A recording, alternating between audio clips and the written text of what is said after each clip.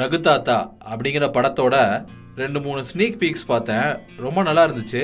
சரி, இந்த படத்தையே பார்த்துருவோம் அப்படின்ட்டு நேற்று தான் பார்த்து முடித்தேன். படம் அந்த மேக்கிங் வைஸ் அப்படி இப்படி இருந்தாலும் படம் ஆனால் ஆக்சுவலாக சூப்பராகவே இருந்துச்சு. ஆனாலும் இந்த படத்தை பற்றி இந்த சோஷியல் மீடியாலலாம் அந்த முற்போக்கு கம்யூனிட்டின்னு சொல்லிக்கக்கூடிய யாரும் பெருசாக பேசவே இல்லையே, ஏன் அப்படிங்கிற கேள்வி எனக்கு இருந்துச்சு. சரி, அந்த கேள்விக்கு பின்னாடி வருவோம்.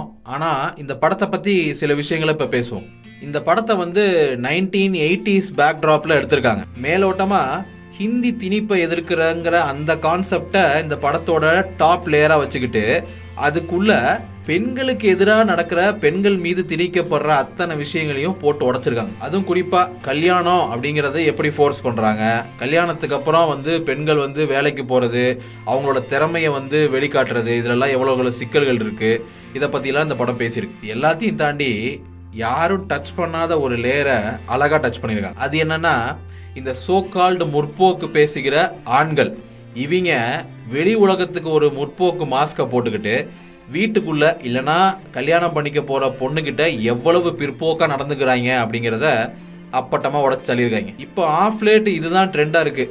ஆக்சுவலாக இந்த படத்தை 1980s பேக்ட்ராப்பில் எடுக்காமல் கரண்ட் ஜெனரேஷனுக்கே எடுத்துருக்கலாம். ஏன்னா இப்போவும் இதுதான் லைவான ஒரு விஷயமா இருக்குது. முன்னாடிலாம் பார்த்தீங்கன்னா தான் எவ்வளோ பிற்போக்குவாதி, எவ்வளோ பேட்ரியார்கிக்கலான மேல் அப்படிங்கிறத வெளிப்படையாக சொல்லிக்கிட்டு இருந்தாங்க.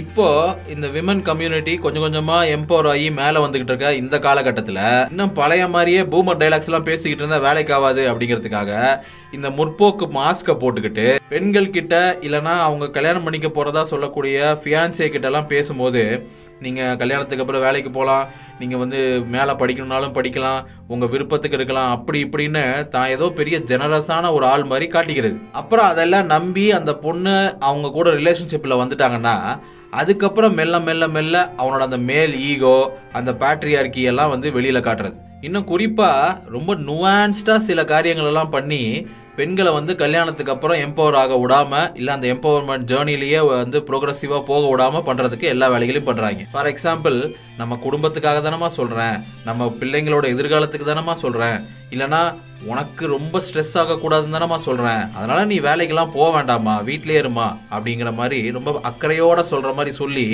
அவங்களோட மைண்டுக்குள்ளே இருக்க அந்த பேட்ரியார்கியை பெண்களையே ஏற்றுக்க வைக்கிற மாதிரியான வேலைகளை பண்ணுறாங்க. இந்த படம் குறிப்பாக அந்த மாதிரி மாஸ்க் போட்டுக்கிட்டு தெரிகிற ஆட்களை பற்றி தான் ரொம்ப டீட்டெயில்டாக பேசுது.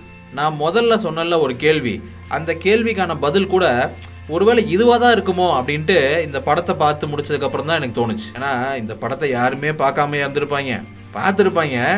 ஆனால் இந்த படமே அவங்கள தான் எக்ஸ்போஸ் பண்ணுதுங்கிறனால அப்படியே கமுக்கமாக கடந்து போயிருப்பாங்களோன்னு எனக்கு ஒரு டவுட். சரி, அதெல்லாம் விட்டுறலாம். இந்த படத்தை பார்க்காம இருந்தீங்கன்னா ரகுதாத்தா ZEE5 OTT பிளாட்ஃபார்மில் இருக்குது, தயவு செஞ்சு போய் பாருங்கள்.